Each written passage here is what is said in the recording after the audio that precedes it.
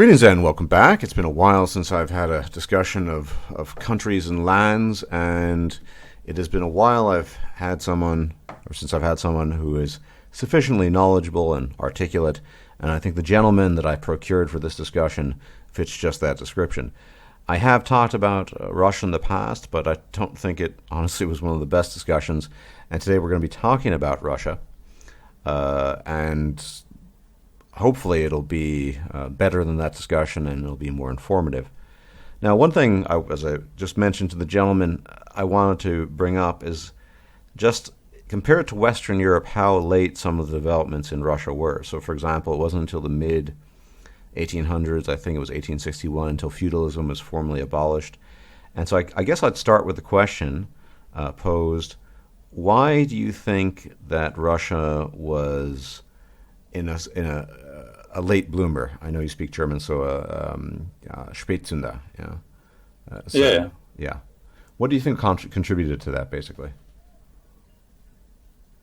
Well, it lays on the aspect that Russian slavery was not exactly slavery. So it was more like serfdom, and people kind of got used to it because there were not many people that really abused the system, and the people that were under this rule, if they were free people, they would have to pay taxes and do their own thing, like what kulaks did actually. And those people, they had to have resources, they had to have connections, they had to get money, so on and so on. They had to spin them in the society. They had to procure everything themselves. And if they were serfs under someone, the life was much easier, and you could live much, I don't know, maybe lazier. And my grandma, which I happen to still meet, she retold me the stories of her, either grandma or great-grandma, I don't know. And she said that people just didn't want anything to change. The people, the lowest low of the society, they were inert. They didn't want to move. And the change came from this small group of people called decabrists, which forced basically the change upon them. But the society itself was perfectly happy with that, with this old and kind of outdated system of living, if you will. And it just, Russia was not ripe enough for that. And it was thrusted on Russia, and things happened suddenly, things happened rapidly, and then on top of that, wars, revolution, all that made a whole turmoil out of the thing. And suddenly in this turmoil, you know who won. The communists, the Red Party, although there was no single party that started the revolutions, because my family had to change flags during the revolution all the time. There was the green flag, the black flag, the red flag, the white flag, the blue flag. All these groups, they were passing in the neighborhood, and if you put the wrong flag up, you'd be murdered. So they just tried their best to find which group was nearby and put that flag up on their house, just not to be murdered.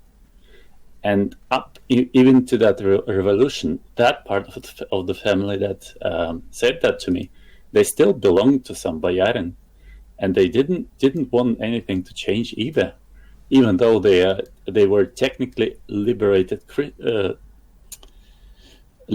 serfs. They could live on their own if they wanted, although they didn't want to. Right. I wonder oftentimes why, because it's such a complex ecosystem, if you will, why, you mentioned some of the reasons, Russia Russia in particular was so susceptible to, I mean, we kind of fast forwarded a bit to the revolution, to some of these things, whereas it did occur there were various things. I mean, you probably heard of the Bavarian Republic or something like that in the early 20th century. That was an attempt at a similar thing, but it didn't work out, obviously. And I just wonder what it was fundamentally about the culture and society that allowed it to be just swept up in such a titanic way, and just a way that you couldn't really find in the West. It's something there are all kinds of theories, some conspiratorial, more conspiratorial than others, but I just wonder, you being Russian might have greater insight. I actually have a close Russian friend, and this person has occasionally, and this is this own person's opinion, this is not mine, I'm quoting here, this person claims that Russians have a quote-unquote slave mentality. Now, that's not my perspective, I'm just quoting the person. And I wonder if there's any, well, not truth to that, but just what really that entails, if there is anything relevant to that statement. Yeah, that's kind of a meme in Russian society, and I mean meme in that first coined term. It's like widespread idea, and that received negatively and positively. Some people say it's just what it was. Some people are mad about this thing when it's mentioned, much like Chinese are mad about this glass heart concept sometimes. And Russia was reluctant to abolish slavery because they didn't see it as evil, as something bad. It's just how Russia was, and it didn't needed to change in their eyes. And Russia also was late to the party in many other aspects. It was electrified late. Only it took a revolution to electrify Russia, actually, because one of the Lenin's running point as a politician was electrification of Russia and education. Before that, only people that could actually read were the kulaks, the merchants, and the people that owned those serfs. I wouldn't call them slaves, actually, because if there is a way out, it is not technically a slavery, it's more like serfdom. Wouldn't Right. you agree? Yeah, I mean, at least in Western Europe, serfdom was not analogous to proper slavery, because the lord that the serfs reported to had responsibilities. It wasn't, whereas a proper slave-master relationship, the master really has no. I mean, if he doesn't want to, he doesn't even have to feed his slaves, right?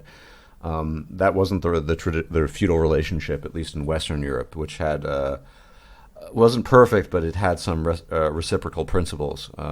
So if that's not the case, then it wouldn't be slavery.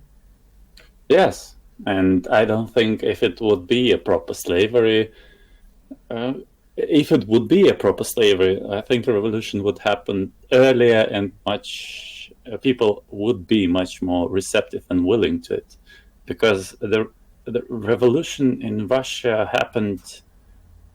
Well, I cannot say with certainty, but judging by history that I read, and I happened to read several history because I was taught in Soviet history in school, then in Russian history, then Lithuanian history, and then I came to Germany, finished school here, and read another history. So I know that history books are, let's say it softly, disagreeing with each other. Well, Even yeah, Soviet and Russian books.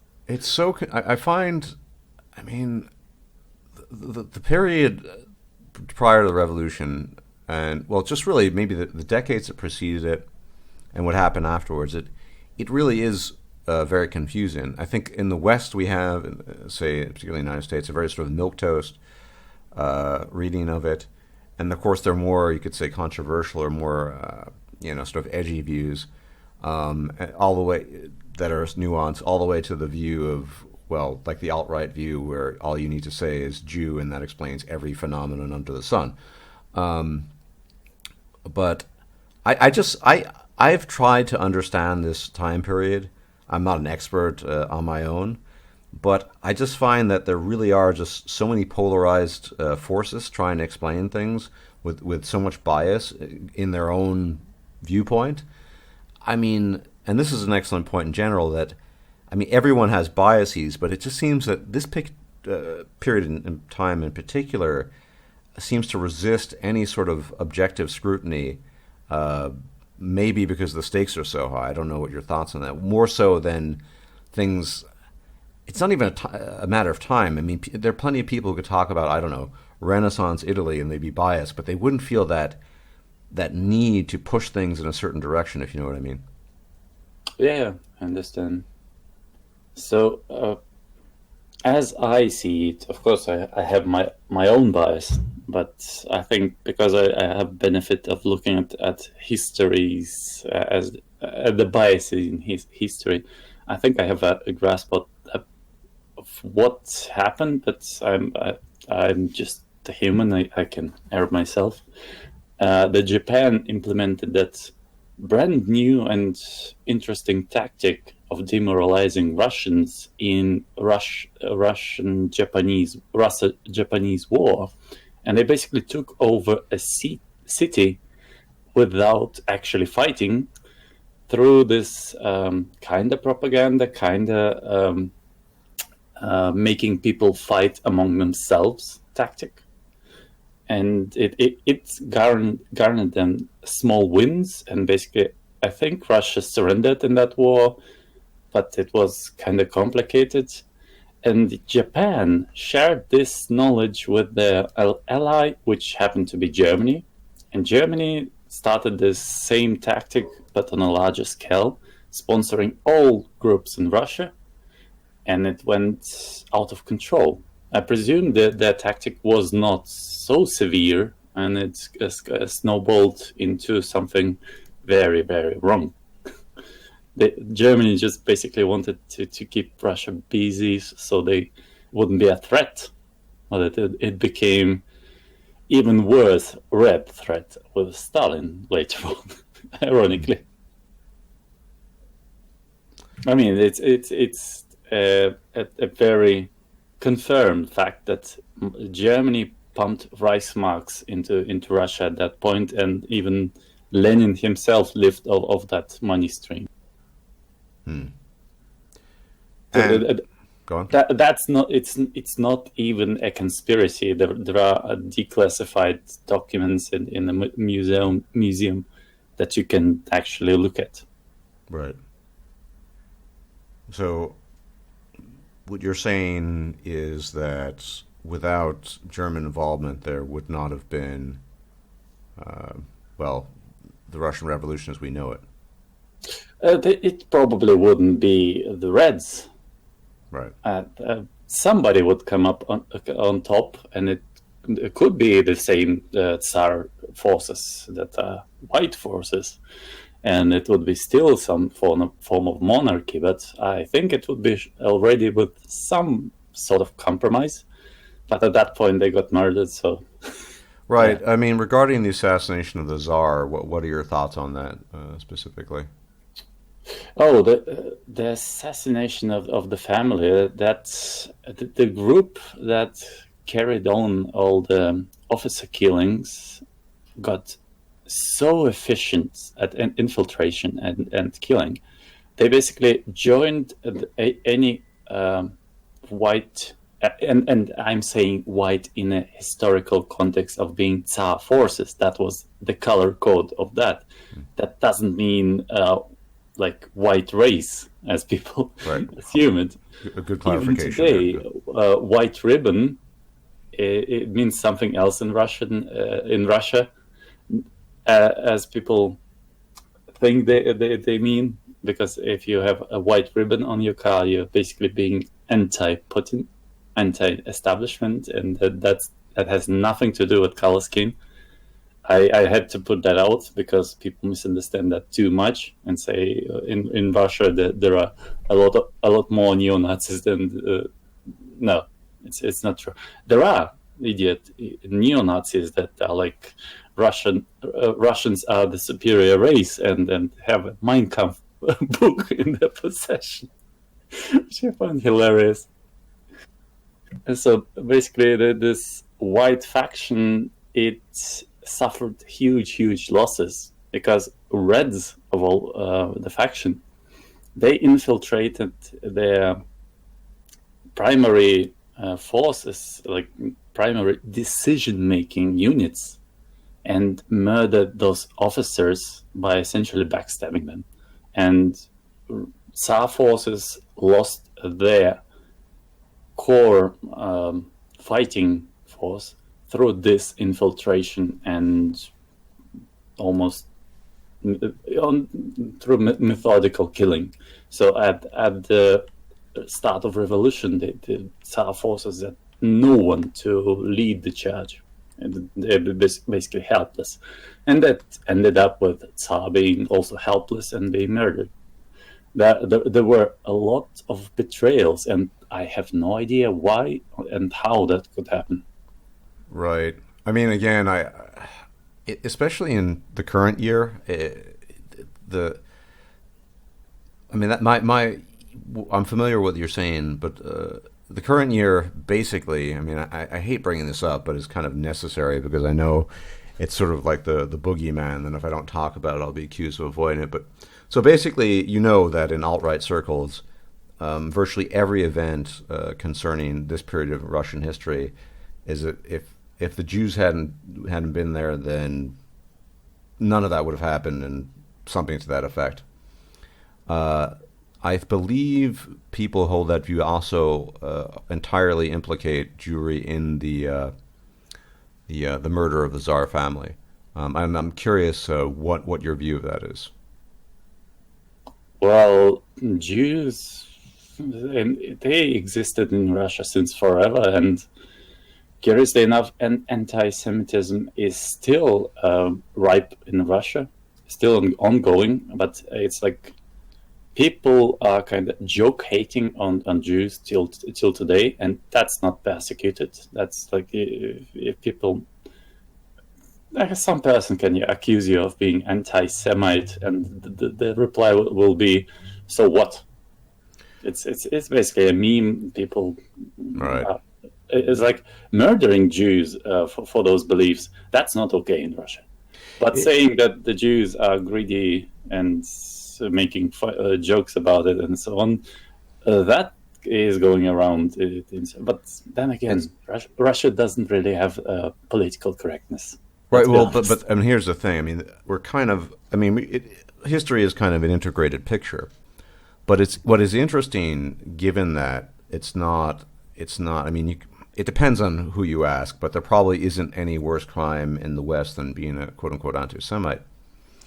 And the interesting thing, of course, is that in the West, as you would know, since you spent significant time in Germany, but also in North America, that there's a very thorough education, you could say, regarding the events of World War II, such that the natural consequence of that being that that's probably the worst thing you can be. I can't think of any. It's worse than being a normal racist. Contrast that with what you're describing in Russia and Russian education or just Russian society, that it's not really that big a deal. I would imagine because the educational apparatus, for whatever reason, for good or ill, I'm not trying to be neutral here, doesn't stress or emphasize the events that took place during World War II with the same interest, to the extent that they stress it at all, compared to the West. Because you could actually offer a theory, and I probably would talk about political correctness. I think political correctness ultimately stems from the events of World War II. Whatever happened in detail, whatever the perception is now, the mainstream perception, that perception has led to a society that is just extremely fearful of racism, extremely fearful of anti-Semitism, extremely fearful of anything that might invoke that type of imagery. But in Russia, of course, that's I wouldn't say a non-factor basically, but it's a minimal factor. It's not, nobody is obsessed with the Holocaust, for example. Whereas in the United States in particular, and certainly in Germany and throughout Europe, there's an obsession, you could say. It's almost a religion, at least in some people's minds. You don't really have that in Russia, obviously. I can attest to that. Our German teacher, which is a very nice person, very open-minded person. Otherwise, it's a nice lady that just wasn't. I would say she didn't hold any extreme views. But when we said that we can spot a difference between a Russian person and Lithuanian person just by their face, she went on like a strange. I have to preface that we were at the German-Lithuanian gymnasium, so there were half of the people studying there were Germans, half of the people were of Lithuanian and Russian descent, because a lot of wealthy Lithuanian Russians they were present there at my point. I don't know if it's random. And basically, we said we could tell the difference between Russian and Lithuanian. She went on this weird tirade it's eugenics. It's not a thing. We were just giggling and not understanding what she's going on about, because in Lithuania, in Russia, that's not even remotely a controversial thing to say. It's like, oh yeah, we can tell the difference between a Polish person, Lithuanian, Russian, because they're slightly different in their face, and right. We can tell the difference, but other people can't because they didn't mingle with this crowd enough. Right. Yeah. It's kind of religious and to extreme, I would say, point in some cases. I mean, you can understand the fear to some degree. I mean, I agree. I was actually just before an hour or two ago. I think he was trolling, but I was arguing with a guy about the distinction between Baltic people and Slavic people. But that's neither here nor there. I think he was trolling me. But the point is, it's understandable that there's a fear generated from that, but to me, such things are sort of pointing out like this person is taller, that person is shorter. Now, it's one thing to point this out. If on the other hand you say, let's round up all the tall people and short people and just execute them, that's quite different, obviously. But it is just it seems to me just unmistakable to just note that fact that, as you described it in Russia, there isn't that, you could say, emphasis, overemphasis, however you want to describe it, on that period of time. And that has a completely different effect on society. Now, there are probably other contributing factors, such as, relatively speaking, wealth inequality, things like that, where, if you're just trying to earn your living, typically you're not politically correct. This is true in the West, too. So people from the working class tend to be very, very out of touch with political correctness. They'll, crack jokes, they'll do whatever. They don't care about that sort of thing because, in some sense, they're fighting for existence. Political correctness overall seems to be a luxury, but it's also a luxury that's been created, I think, for ideological reasons, mostly fear-born, and it really just stretches from anthropology, sociology. All of this was changed because of World War II, because of the fears that were generated after that, at least in the West. I've spoken to some Russian gentlemen about this, and he'll say that perspective or approach, I know you're not an anthropologist or sociologist, but generally in the academy, in academia, all the liberal, politically correct worries don't exist. So I'm not particularly obsessed with this topic, but if people wanted to, some anthropologists wanted to study quote-unquote racial or population differences, it wouldn't be a huge obstacle either in studying it or the publication. Whereas in the West, that would be a big no-no. And I think all of this ultimately is attributable to World War II and the events of World War II. Even to this day, in 2018, it goes that far back that without World War II, you would not have this sort of liberal-leaning, politically correct apparatus that is almost neurotically fearful of some consequence related to pointing out any difference or making any reference to certain groups of people. Whereas in Russia, because you have so many ethnic, you have, Kazakhs, you have Yakut, you have all these people. It's kind of obvious. Over 200 ethnicities within Russia. Yeah, and nobody who has any brain would just assume they're all the same and think that's at least an accurate statement, or and certainly probably not an acceptable statement because it's just not true.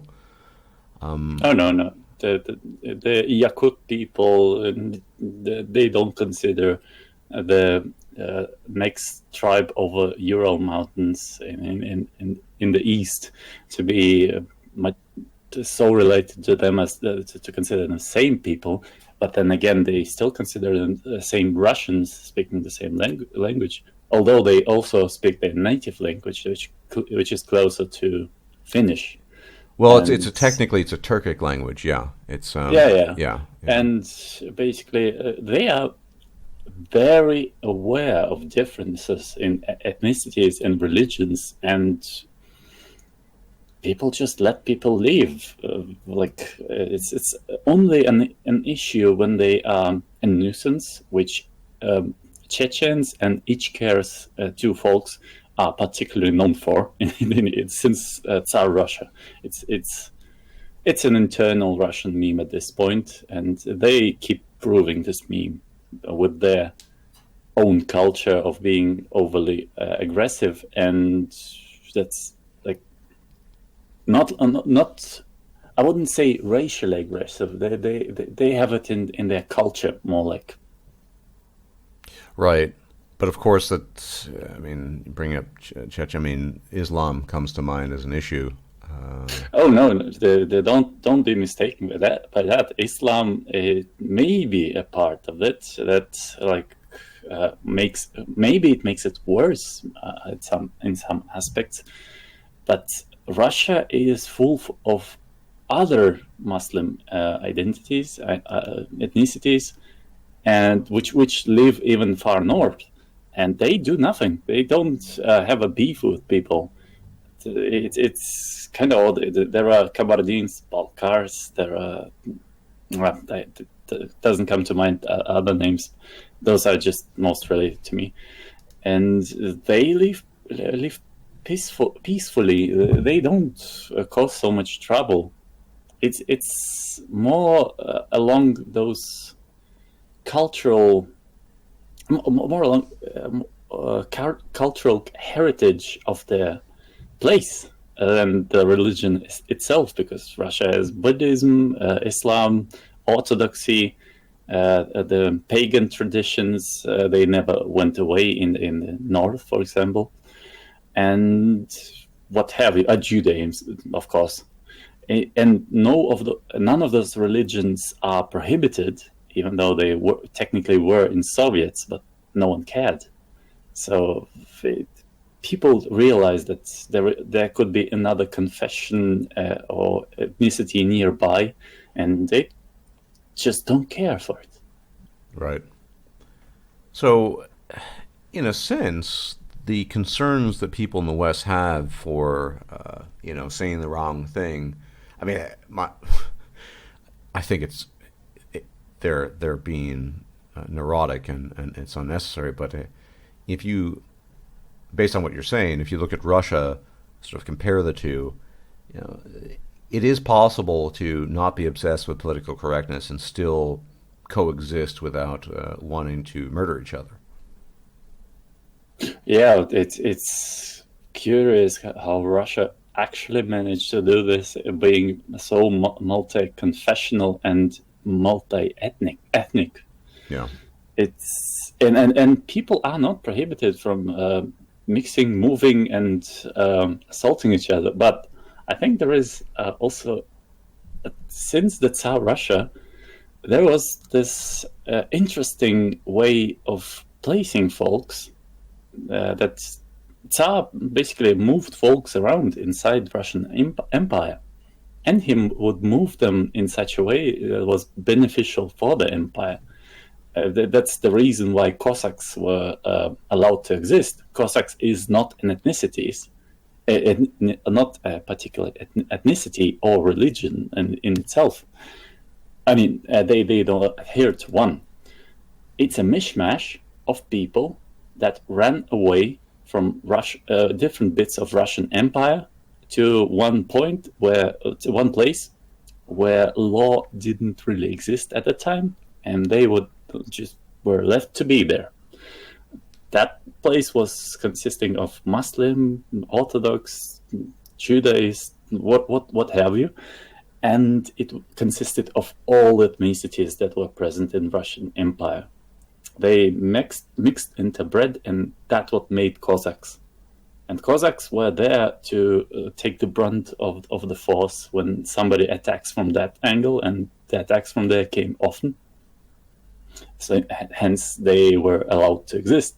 So in a way, Russian Empire was kind of allowing people to exist wherever they were.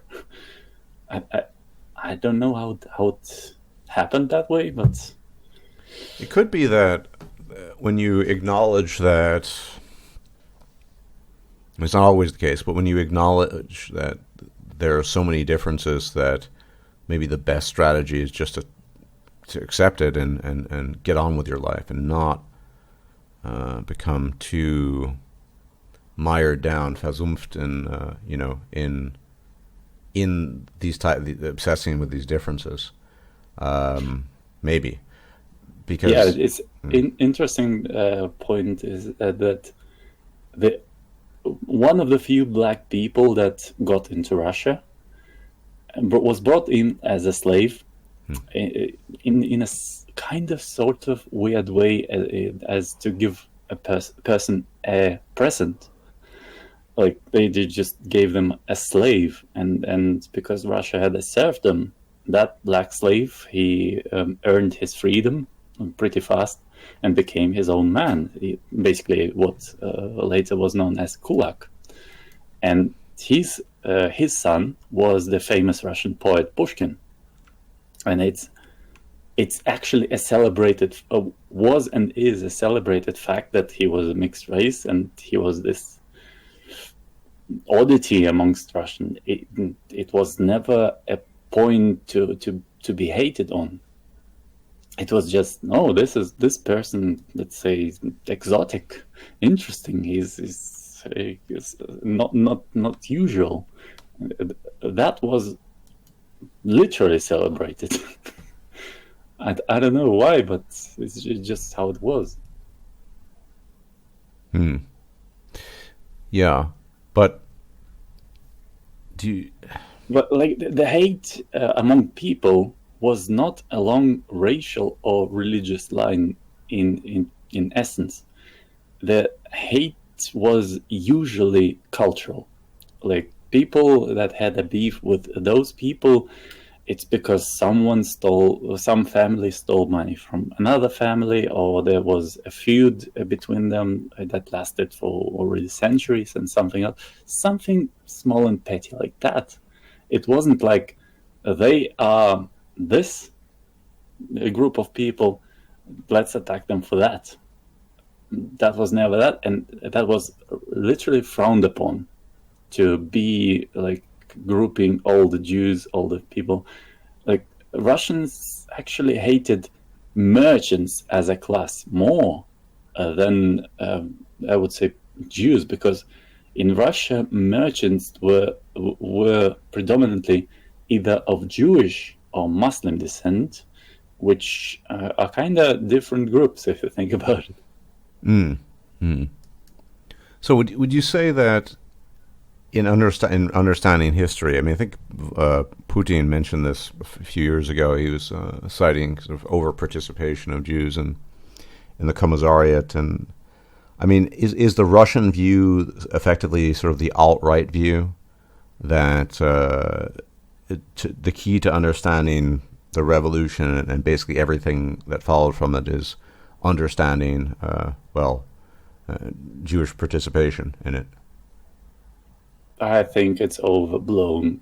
Like Russia had so many Jewish people, some of them bound to be involved in this.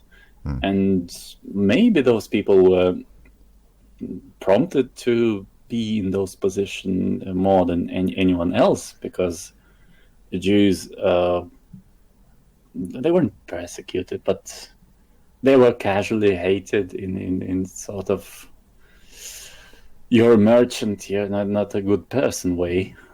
So maybe they were motivated by that. But to say that it was Jews, and specifically Jews, no, they were mixed descent, if anything. Yeah, I mean, that seems to... This doesn't... In the West, there's... and that's one of the questions that seems to be avoided in the West. And as a consequence, it's latched onto by certain people, and then they that's the picture that's painted. I've looked for sort of trying to find objective literature on this, and I don't know Russian, so maybe that's part of the problem. But it's very difficult to find a balanced view of what actually happened regarding this, and it's frustrating just because, and it's now been more than 100 years, and go. No, I'm no, please. If it were a Jewish conspiracy in some case, the Soviets would not have the set of mathematical problems called Jewish problems.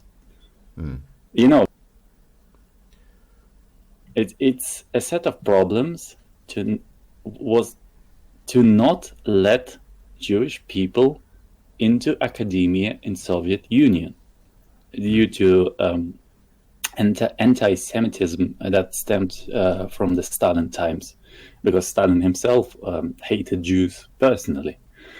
Much like I have looked into the Stalin. I think he just, it was a kind of pragmatic. I know that after the 20s or 30s, he purged the party of pretty much anyone that had a Jewish background. It seems to me that he wasn't motivated by a kind of ethnic dislike or hatred, but more just a pragmatic ruthlessness. He just wanted the power, and he was annoyed at these people, but they could have been, anything, Chinese or Polynesians, and he still would have hated them, Probably. It's just seems kind of natural that he would hate Jews, seeing what region he's coming from, like Georgia, Ossetia. They are kind of known for being strongly anti-Semitic. Come on, Uxio, didn't you hear the news? Stalin was a crypto Jew. I wouldn't be surprised. I cannot say either way. I just don't know. Right. No, I mean that's a theory that's sometimes offered about Stalin. Yeah. All I know, he was just a crazy person with a lot of paranoia. Basically, that's it. And he was afraid of Jews, probably because he held them as smart people. Because the tactic was to prevent to getting them into university. They gave them especially tricky problems. They were not hard. They were just using such logic that you couldn't come up with a solution fast enough with the things you usually learn, and people failed, and that was on purpose. And the defense was like, oh, those problems, they're really simple because the solution after you learn it looks obvious and simple. But if you give it to people, they wouldn't come up with the solution. That was the tricky part. And they were literally called Jewish problems. So they were targeted at Jews specifically. The people in power in Soviet Union were afraid of. I would say more than anything, they were afraid of smart people coming into power. And Jewish people in Russia, they were part of Russian intelligentsia for centuries. Like a large part of body of work in science and economics and stuff written in Russia, it is written by people with Jewish descent. They were obviously smart people in there. Right. I mean, I don't know how much of it plays the meme of Jews being smart in Russia and how much it was true. It's no way to tell. But that was a thing. And that was the only instance that was institutional anti-Semitism, which was glaringly obvious, aside from Jews being sent to Gulag in those times. But Right. I wouldn't say that the evidence holds up to it being perpetrated by the Jews. If the Jews were the object to keep away, it doesn't make sense to me. Fair enough. Fair enough. Just trying to get to the bottom of the, what's sort of an ongoing mystery in discussing this particular period of time, where increasingly there's, well, again, nobody really talks about that period of time in the mainstream. It's distant, and to the extent that people do, it's usually only, it's only certain political perspectives that spend 90% of the time talking about those people. I don't find it particularly interesting myself, but I felt that it's probably just necessary to address that. But moving away from that topic, because I think it's been sufficiently covered, at least to get your view on that. I don't want to, because it's sort of, you have a really interesting experience. And one of the things that interests me a great deal is the, I guess you could say, the Russian diaspora that ended up in the Baltic states. And you know something about that, since you are ethnic Russian that ended up in Lithuania as well. Basically, the story is a bit complicated. My family met at some point in gulags. So my ancestry comes from a certain camp. And from there, they could flee only to the south of Russia, which is now the territory, not necessarily south of Russian Empire, which was the modern Kyrgyzstan territory. And they settled there for the sole reason because their passports were not a thing there, and they were just issued in the early Soviet Union. And you could come to that part, claim to be anyone, and just get a passport for that. So basically, my grandgrandpa, I think, he fled the gulags, was declared dead. His family, his wife, got a paper stating that he's dead, just wandered off into Siberia and died. But he was pretty alive in Kyrgyzstan under different name already. And he literally had a death certificate hanging of himself hanging in his kitchen for his whole life.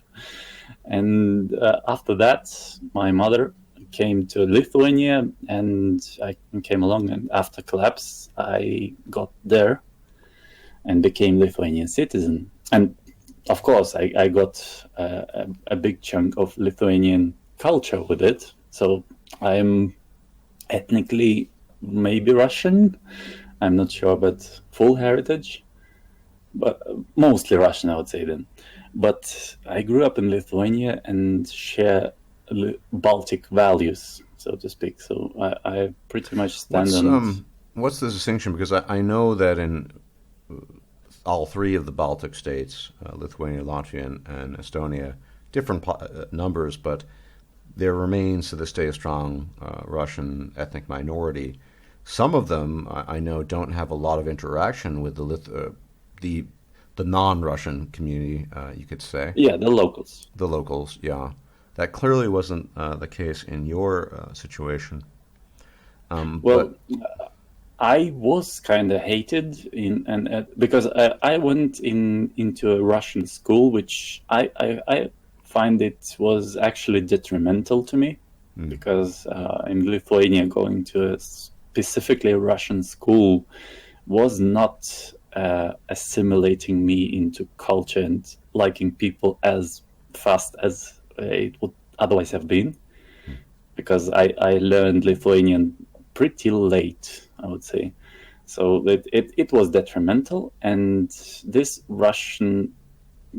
those groups of Russians, they existed in the different towns in Lithuania, Latvia, and Estonia, and they were kind of self-segregating into their own groups, cliques, and that didn't help the whole situation, especially considering that right after the collapse of the Soviet Union, the hate of Russian was pretty strong, but not without the reason, because Tsar Russia tried to literally eradicate those cultures for hundreds of years. So I wouldn't be surprised that people were mad, because they had Lithuanian language forbidden. They would confiscate Lithuanian books. If that is not an attempt at eradication of culture, I don't know what it is. People, of course, were not trusting, but they got their anger onto the wrong people, because Russians that lived in Lithuania, they were not those Russians that actually perpetrated those crimes. It was like just venting their anger, and it was not productive. Well, historical resentment can last a long time. I mean, there are so many conflicts that go back centuries, and Protestant Catholic conflict in Northern Ireland. I mean, there's so many of them. It's understandable, but what's interesting to me is that even to this day, despite the Soviet Union ultimately dissolving, the people who decided the ethnic Russians who decided to settle in the Baltic states decided to remain there and not go back, and still maintain a kind of separate community, basically. Yeah, it's basically what the Lithuanian maybe hated Russians for committing those crimes, but it was a kind of civilized hate, because they were not attacking them. They were not. They at worst they were berating them, and of course, as a small kid at school, taking that much of hate of random people was just not nice, I guess. But as an adult, you could just get on with it, go away. You could just ignore it and live your life there. But Baltic people, they are one of the friendliest people ever, and they follow those, I would say, principles of. They are just, like, they will forgive you being that your ancestors did this and that crime, if you're a decent person yourself, and they will give you a second chance.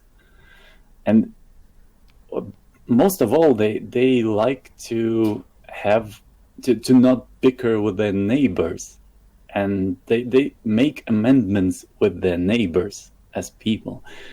It's very human. It's very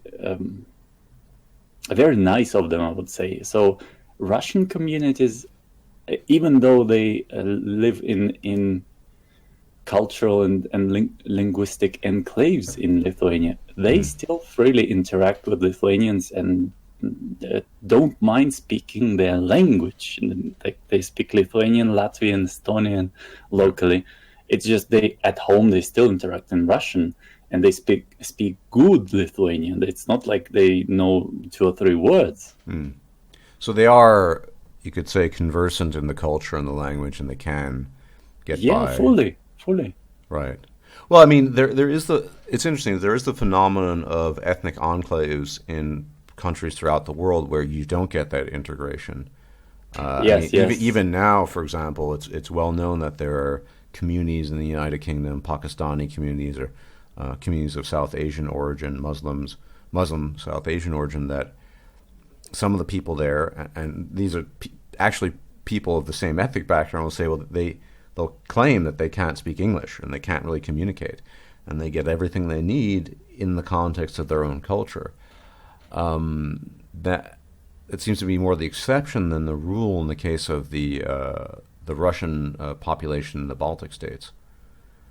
Oh yeah, it's but there is actually one enclave in Germany that is Russian to such degree that there are people who don't speak German. I find it kind of funny. Yeah, I've heard about that, but I actually don't know much about the Russians in Germany. It's not something I've really studied very much. Well, in Lithuania, Russians and Lithuanians and Latvians, that they get past their differences unless someone is being an asshole specifically in that area. It's, I would say, uncouth to bring up the being Russian and thus being hated. It's or like hating Lithuanians if you're Russian. That's just not cool.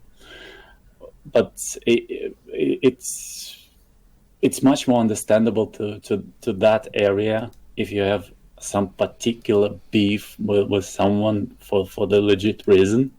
So that is understandable. So if someone, I don't know, plays music loudly and the neighbors bicker, yeah, that's fine. But that's not because they one is Russian and other is Lithuanian. Bringing that factor up, it means you want to insult a person much more than you would need.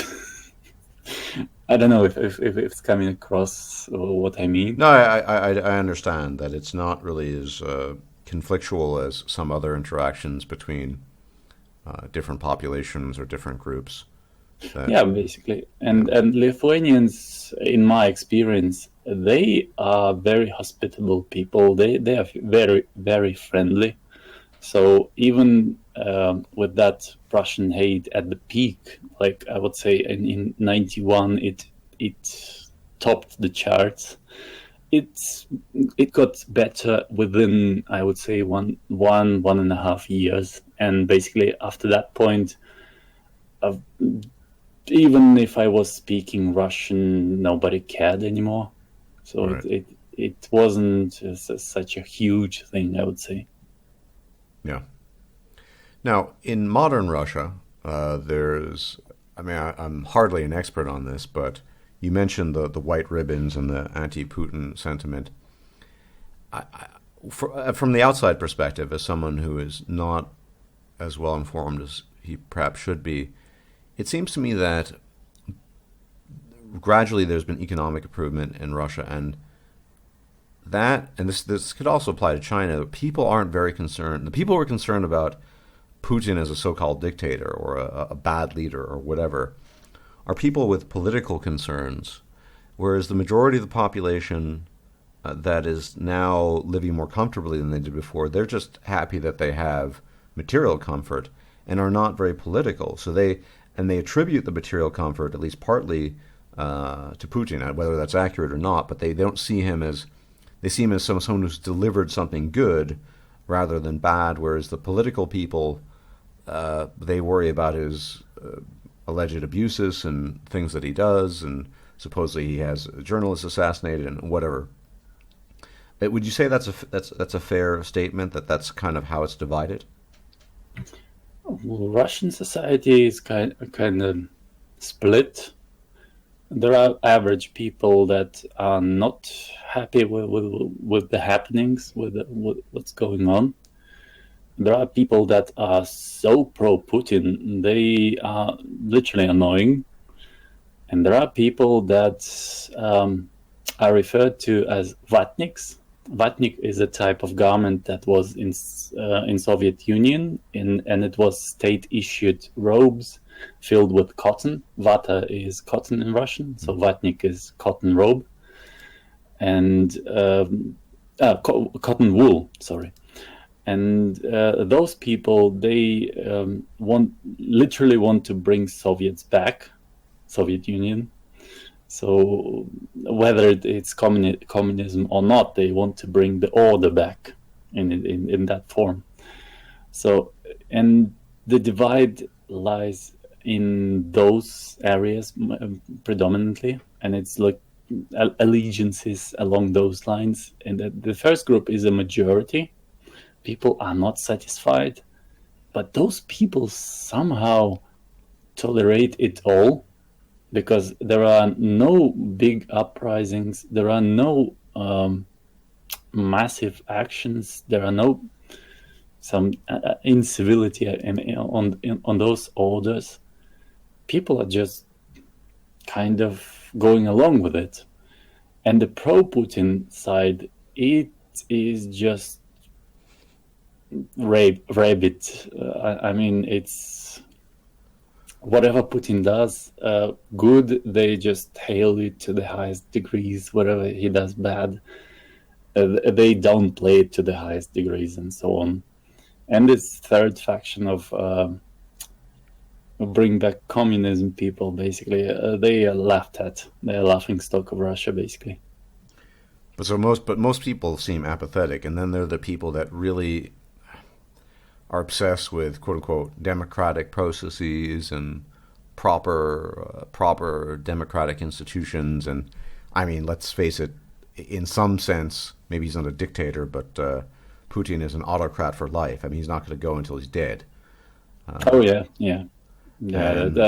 obvious at this point. Yeah, and I think my theory is that he cannot quit now, because if he gives up power, he's basically dead. Oh, sure, and I don't think he'd want to give up power. What reason? I mean, retire, in the Urals or something. I know he likes hunting bears, but I can't imagine what the reason would be for him to want to give up his position. Well, you have to understand that Russia is also afflicted by the resource curse. And basically, Russia is insanely rich in things you can dig out of the ground or cut in the forest. And like Venice is standing on so many Russian trees. I forgot what it's called in English. The tree that doesn't rot in water. It is like you understand. It's a specific type of tree, and basically it is harvested in Russia in large, huge quantities and sold to foreign countries. And most of that goes basically on the black market, but unaccounted. So they, let's say they are selling on the documents, they are selling some balsa wood that is dirt cheap. But in reality, they are shipping a huge amount of these trees that don't rot in water into Venice, and pocket the difference into the pocket. And whatever they pay to governments on both sides is just pennies on the dollar. Yeah, and this kind of business is rampant in Russia. It's basically, if you don't bribe someone, you are not having any business. Right. So basically, there's a lot of corruption in Russia. Yeah, there are a lot of resources that you don't need to innovate or work. In other industries, if you don't innovate, if you don't improve, you are falling behind and you drop out. But if you just can dig out of the ground another resource, another batch of resource, you're set. You have no incentive to improve. And thus, there are some monopolies or more like oligopolies in Russia formed that are like they are not going anywhere, and they don't want to improve, and they don't need any more people to be in this business. So the average Russian people are just left outside of it. Yeah, well, I mean the oligarchy, Oligarchy. yeah, the Russian oligarchy. Well, it's, I mean, again, supposedly they're. I haven't studied this in enough detail to make any sort of. Well, it was a blatant oligarchy of very rich people, but when Putin came, he replaced them basically with his friend circle, which, interestingly enough, all happened to be before that in the cooperation called Ozero, the lake in English. So, and that's textbook nepotism, if you will. Yeah, yeah, and before that, again, I haven't investigated this sufficiently, but the oligarchs were supposedly all Jewish, and again, the theory continues. Well, some of them were like Berezovsky. He didn't even hide the fact that he has Jewish ancestry, and it's Russian Jewish ancestry, which I think Ashkenazi Jews don't consider as real Jewish ancestry. But he was. As for the others, it's questionable. But the main point is that Putin, it is not an issue. It's Putin purged them because, for one, they probably wouldn't have wanted to cooperate with what Putin wanted them to do, and two, because, yeah, I mean, nepotism, why not? Yeah, but you are talking about country where a person in a drunken state, after the takeover of the White House, crawled onto a burning tank, gave a speech, fell off the tank, and became a president. What do I know? That's literally how Yeltsin became a president. Yeah, I was just thinking. I mean, I know that Yeltsin had some serious drinking problems, but yeah. Yes, it was like that. He crawled onto a burning tank, like smoking tank. Gave a speech. It inspired people, and then he fell off that tank. Right. But I mean, so basically Russia compared to, say, Western Europe or even maybe Lithuania is not a nice place to live. I know you don't live there. You visit now rather than living. Yes. You have probably very little desire to actually want to live there now, I'd imagine. What I would love to, but you have to consider that there is no job there, no viable jobs. Because look at even at the place that's close to me personally. My mother worked at Mažeikių Nafta, which is oil refinery in the north of Lithuania. This thing, after the collapse of Soviets, became Lithuanian property, state property. Then it was privatized, mismanaged, sold to one company, which happened, I think, to be American. Russia basically cut off the oil supply because they were American. They went bankrupt. They resold it to some Russian company. Then Russian company mismanaged it, almost went bankrupt, sold to someone else.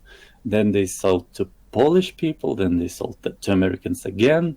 And it just changed hands over and over and over.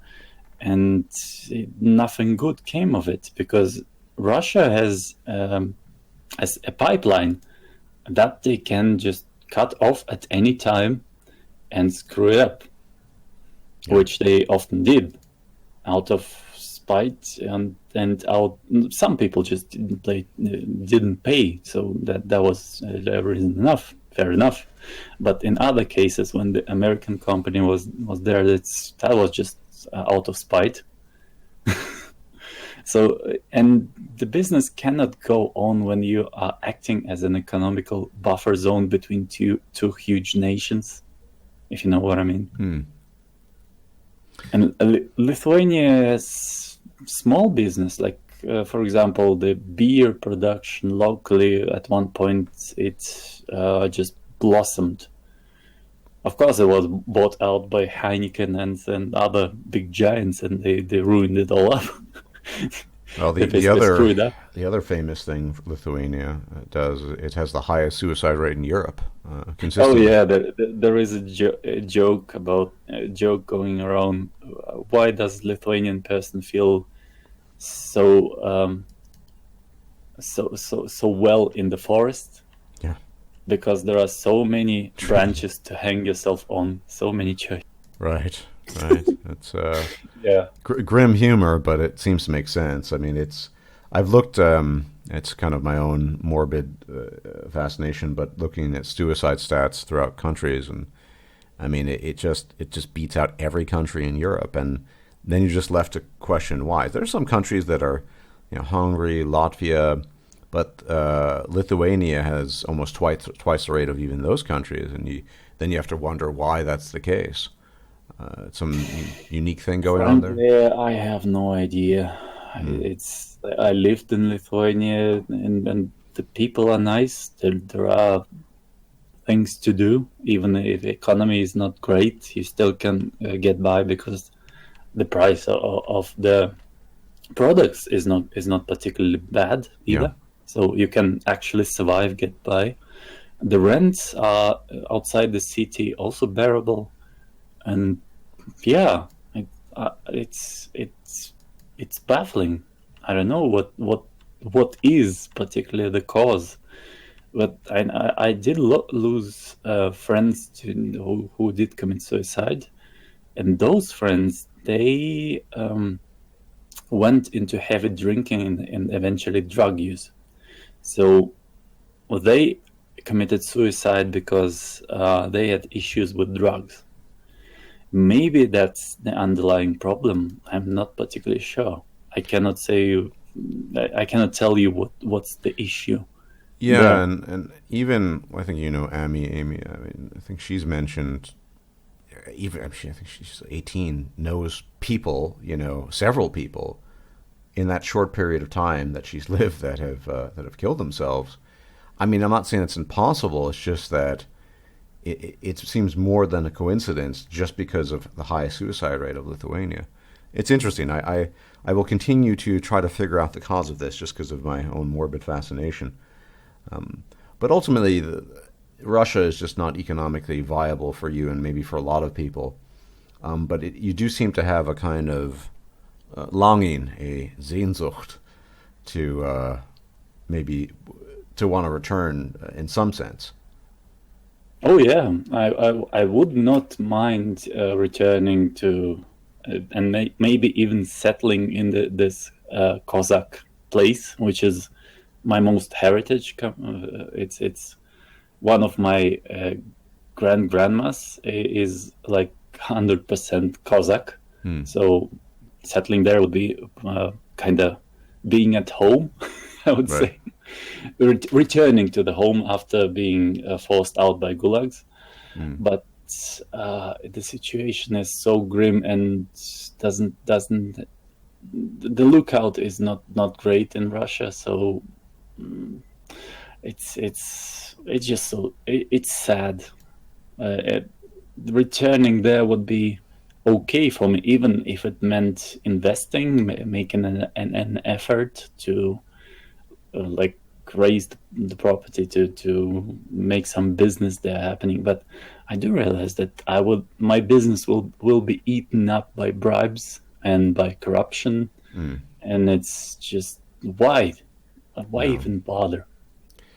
Yeah, it's always sad when that's the case because you feel a connection with some place, but it's just not viable from a pragmatic point of view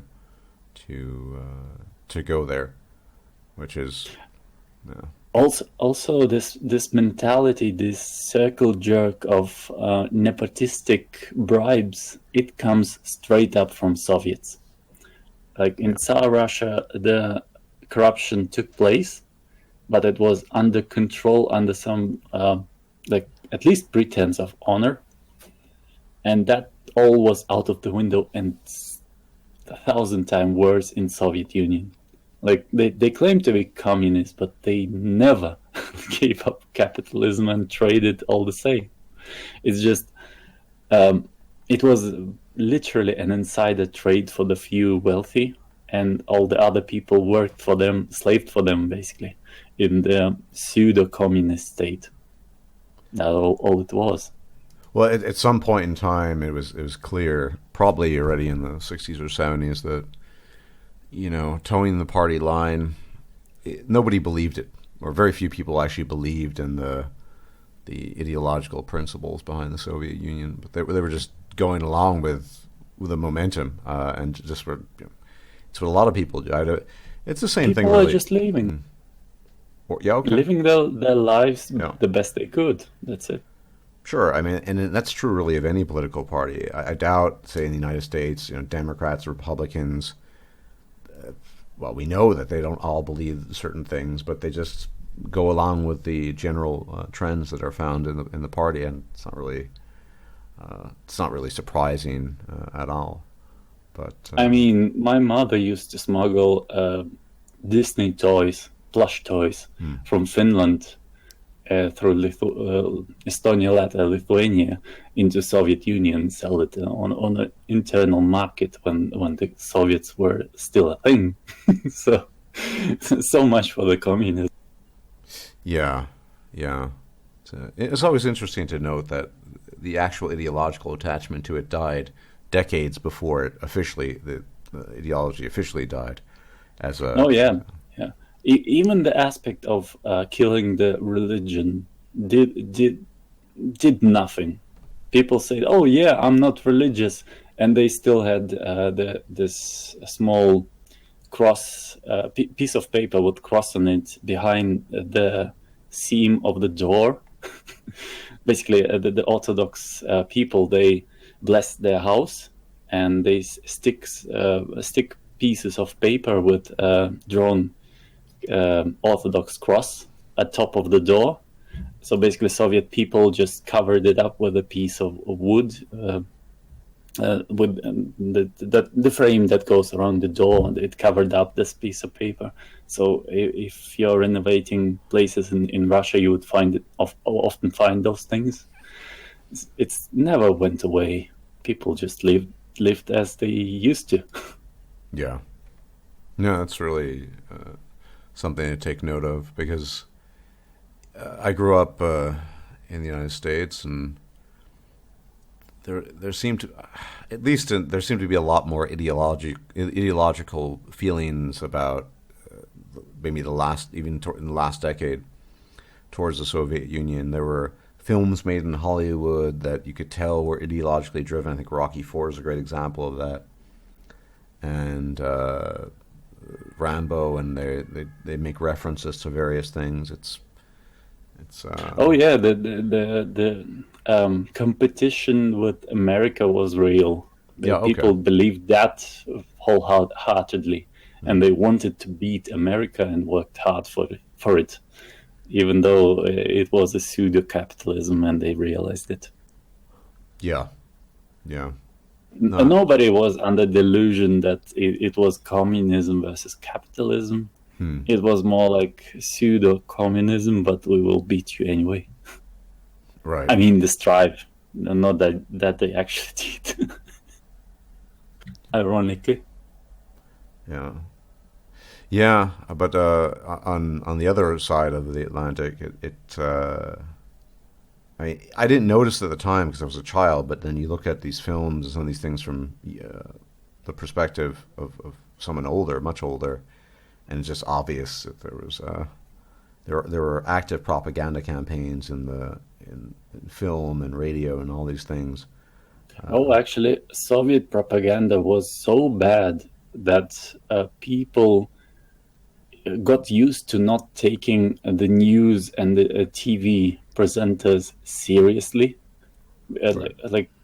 Whatever was said on the news, people took it with a huge grain of salt. Yeah. At some point, the propaganda goes so much overboard that people just stopped trusting it entirely. Yeah. But on the other hand, let me tell you about my grandma, who saw the Soviets at its worst. Basically, in Soviet Union, in Kyrgyzstan, there were tomato fields, and the thing about those fields, if you water them, they thrive. If there is any interruption of water supply, it all dies. So that there should be someone making it happen all the time. So and those fields, they were kind of labor intensive because of that thing. And as soon as those tomatoes ripened, they would bring up people from neighboring republic, not locals, to gather up those tomatoes and then plow the field immediately after to destroy the remaining unplucked tomatoes. And yeah, that you can guess why the famine happened in Ukraine by now. Yeah. So and she told me the story. She stood there, saw the field being plowed.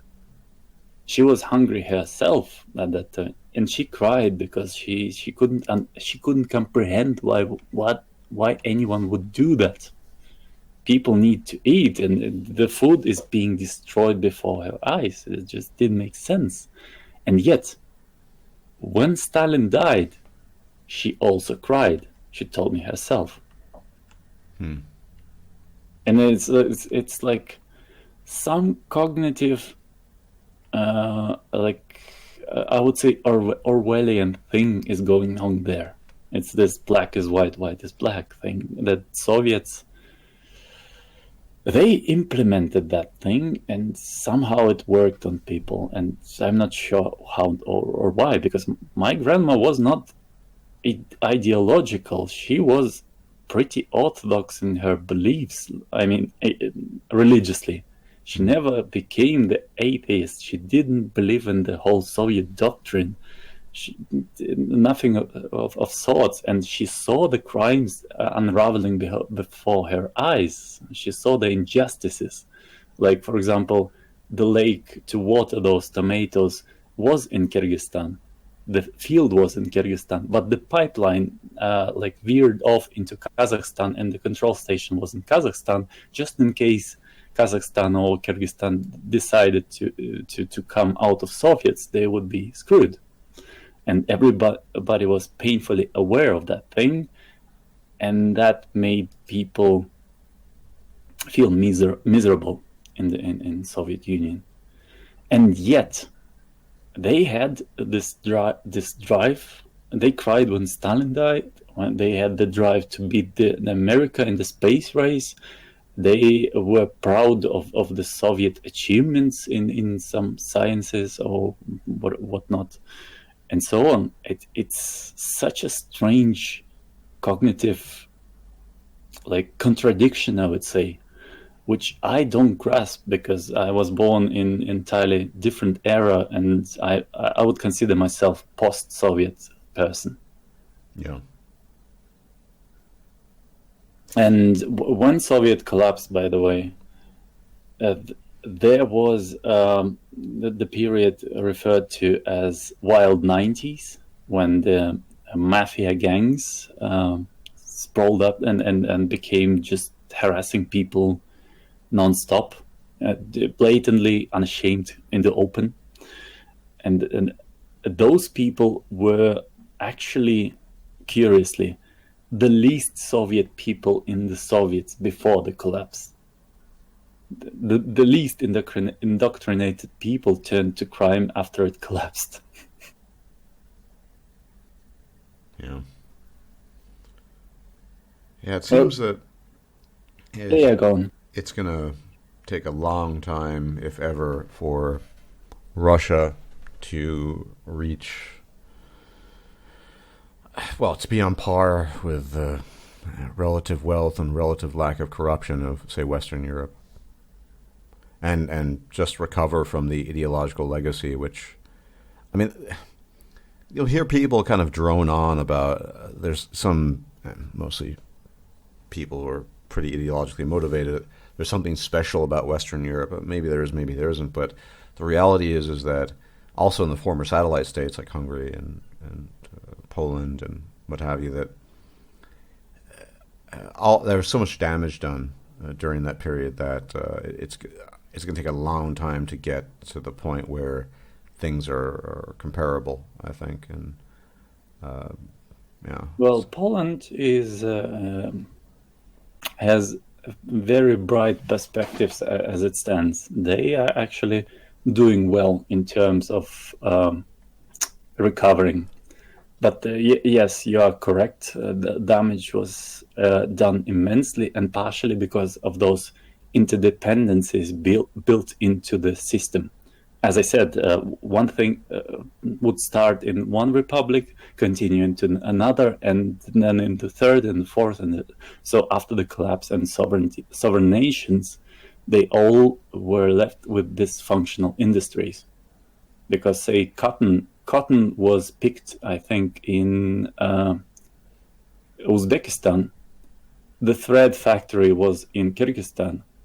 The the weaving factory was in Kazakhstan, and the finalizing product was made in Russia. So it was a long chain, which was long for no good reason other than to keep the republics afraid of collapse. And as you understand, when it all eventually collapsed, nothing worked. Literally, Kyrgyzstan, the place where still some of our relatives remained, they said that the only factory still working there after the collapse was just toilet paper factory, which was entirely local. That's it. Yeah. Well. Yeah, that is kind of evil and devious, and makes me wonder why people allowed this to happen. Why the engineers who built it never questioned it. Why the people who planned it never sabotaged it to do the right thing for the people that live there, or for the locals to enjoy it. Ideology can drive people to do strange things. I mean, you look at what was really the point of starving millions of Ukrainians during Holodomor? I mean, other than to achieve some sort of pragmatic political ideological goal, didn't really do anything else. I think it's mostly because of Ukraine being famous for its black soil, for the fertile soil. I mean, that's the only reason it's called that. So that soil is so fertile, it used to feed entirety of Czar Empire, and it was still famous for that in Soviet times. So Soviets overzealously took the grains and food basically from Ukraine, assuming they can grow more and feed themselves. And that was not the case. It was huge mismanagement and basically cruelty or I would say disregard to just human suffering in general. Yeah. And that's the theme somehow from the Tsar Russia to this day. Disregard for human suffering is ripe in post-Soviet area. It's like people understand that other people suffer, but they don't care. Yeah, the legacy of the Second World. I mean, that again, it's. I mean, I don't want to wax philosophical here, but what you're noting here, this lack of concern, but it also sort of correlates with not really caring about political correctness or things like that. In the West, where there's just massive material comfort, people begin to think about and worry about everything you can imagine, every little slight, every little infraction, every little problem. It. I just think that it's hard to get the right balance between too much concern, you see, like over concern, being overly concerned, and then the state of the state of affairs that you're describing, where it's just, well, probably not the best place to live. I again, I have a close friend who really doesn't live in Russia, really doesn't want to return to Russia, and I think it's very understandable why. So. Oh yeah, the brain drain from Russia and post-Soviet space in general is strong. People flee from there in numbers, and what's kind of cringy about it is that the post-Soviet people, when they meet each other abroad, when they escape, they pretend to not be of that nationality at all. Like if a Russian in Germany meets another Russian, they pretend to not be Russian, just not to talk to that person. It's like there is a lot of shame with that, I think. Yeah. Well, I mean, if anything, you've turned out okay, even though you can't, you don't live in Russia, and it probably wouldn't be the best thing for you. But, yeah. Actually, I would love to kind of live between Russian South and this Cossack culture and Lithuania, ideally, but none of those places are. They cannot provide the economical guarantees and any sort of future prospects. Future prospects. Sorry, Yeah. to make it worthwhile. So basically, my options are limited to abroad, and I can live in Germany, Czechia, and in Austria or some other place, but that's still kind of feels like living abroad for me, because culturally I'm not from this area. I mean, by this point I probably partially am, but I mean the longing, the Sehnsucht is still there. Yeah. Well, I gotta say I kind of envy you, because I voluntarily left the United States, and I feel no connection to it whatsoever, and I don't really want to return upon pain of death. It's just I have no interest. But then again, I think that's one of the distinctions. You know, there actually is something as such as a Russian identity, whereas there's nothing. I mean, yeah, there are people who claim there's a such thing as an American identity, but I would argue that there isn't really.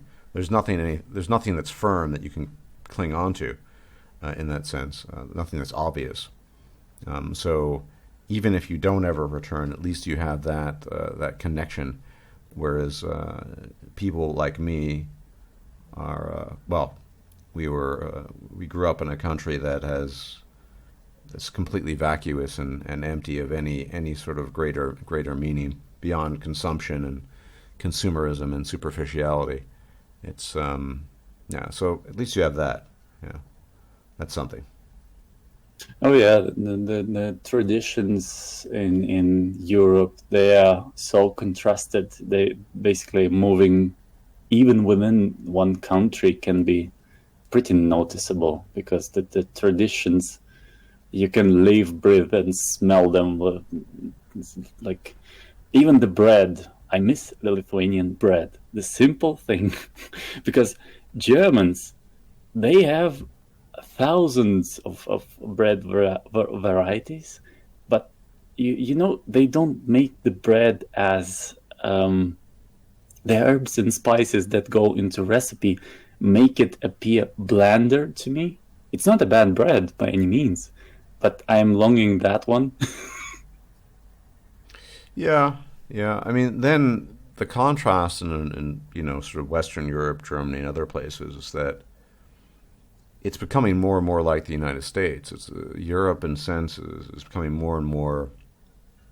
Douglas Murray, this journalist and author from the UK, describes it as Central and Eastern Europeans have retained the sense of the tragedy of life, but in Western Europe, it's kind of it's not identical, obviously, but it's turning more and more into this kind of vacuous, empty consumption society where the people don't really feel connected to anything beyond the material comfort that they have, and no, that's, I think, ultimately unfortunate. I don't know if it's avoidable, but it's. Oh yeah, and of, despite Germans being so wealthy and so prosperous, Eastern European, the poor Eastern European, are looking down on Germans for abandoning their heritage, their traditions, so rapidly and so willingly. Well, it's not just I mean, yeah. I mean, we live in I Germany. We mean, can the observe war that, but played into that, but there is a limit on how long and how much you can be denouncing all that. Because, I mean, okay, Hitler did a bad thing. The racial supremacism was horrible. But the things before that, the German culture, they were not bad. There is no reason to abandon that.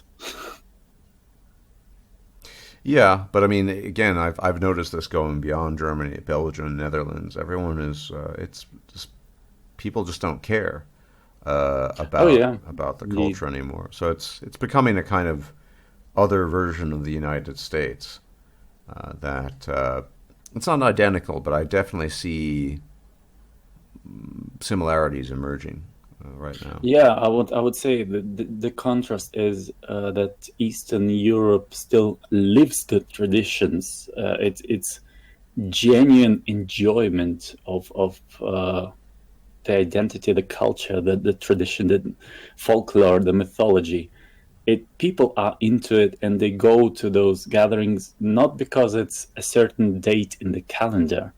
It's because there are people, the interaction, the tradition lives on. It's living, breathing thing. And in Germany, those fests that Yeah. they are becoming more and more empty, I would say. People are literally going to those because it's a day off, and it's basically a glorified sales market by this point. And that's, to me, it's kind of hurts to see it going this way, because it hurt me already once to realize that Soviets robbed the Russia of rich cultural heritage. They literally tore the Tsar Russian facades of the building Mm. to actively throw away your heritage and history. That makes me sort of like die on the inside a bit when I realize it. And Germany is doing that, but in a different way. It's like submitting to capitalism so much that it loses its value. That is also sad to see. I know it's not exactly comparable, the forceful removal or that, but it's basically results in the same thing. The traditions, they are not what's were there for. It's basically just another shopping day. Yeah, yeah, that's true. Really, throughout Western Europe, I've noticed, and it's going to get worse, and people are going to. Well, I don't know. I mean, this is why I think there's people call it the culture war. There's a kind of cultural crisis. I mean, I've given up on the United States. I think it's done, but I'm not sure about Europe. I don't know what's going to happen exactly, but I think that it's definitely heading in a similar direction. Obsession with political correctness, and then at the same time, no regard for the history or the culture, and not just Germany. I mean, you could say again, depending on statute of limitations, what happened during World War II, but Dutch people don't give a shit. Belgian people don't give a shit.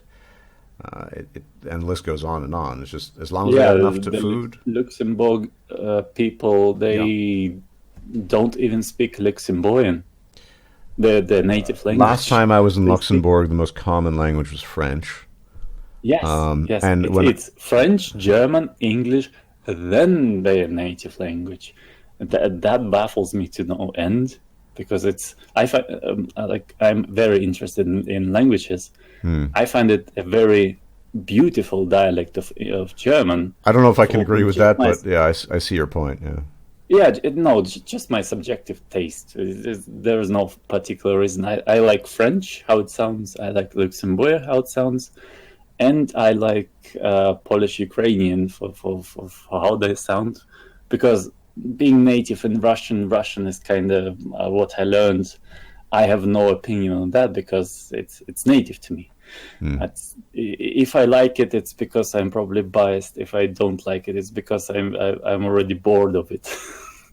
So I look for other languages that's, and it's entirely subjective. But I want actually for Luxembourgish language to live on, to be a thing.